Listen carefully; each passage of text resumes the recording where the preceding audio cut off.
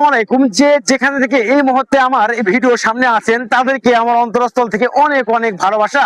হাঁটি হাঁটি পা পা করতে ঠিক রাজশাহী থেকে চলে আসলাম মাধবকুণ্ড, যেখানে সবচেয়ে জনপ্রিয় একটি আকর্ষণীয় জায়গা, যেটা সকলে মিলে দেখতে আসেন ঠিক এখানে।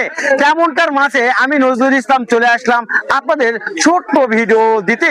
সম্মানিত সুধী, যেখান থেকে আপনারা সকলে মিলে দেখতেছেন এই ঝর্ণা প্রবাহিত পানি সবচেয়ে জনপ্রিয় একটি জায়গা, যেখানে বিভিন্ন জেলা থেকে বিভিন্ন এলাকা থেকে এই ঝর্ণা দেখার জন্য সকলে মিলে আসতেছেন।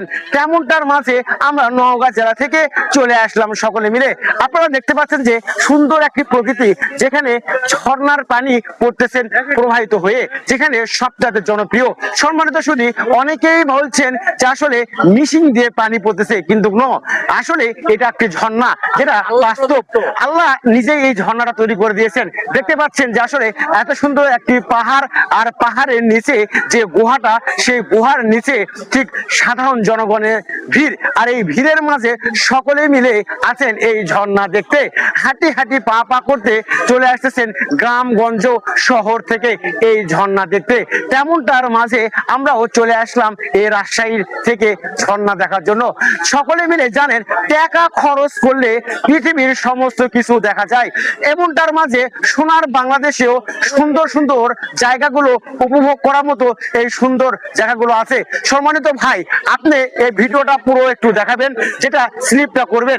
আজকে এই ভিডিওর সৌন্দর্যটা আশা করি ভিউ হবে প্রচুর পরিমাণ, দর্শক দেখবে এই ঝর্ণাগুলো। তেমন মাঝে সাধারণ জনগণের প্রচুর পরিমাণ ভিড় এই ঝর্ণা দেখার জন্য। আশা করি সকলে মিলে চেষ্টা করবেন এইখানে আসতে।